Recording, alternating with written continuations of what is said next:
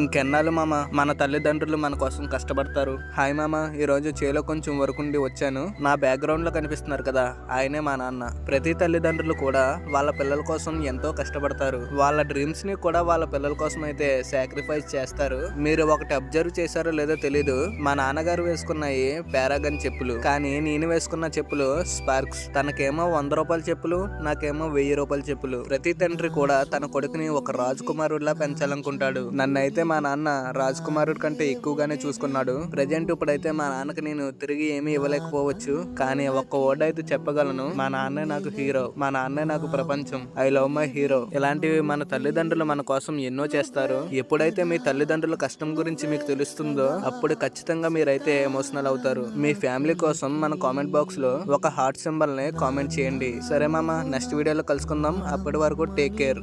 సరిపోదట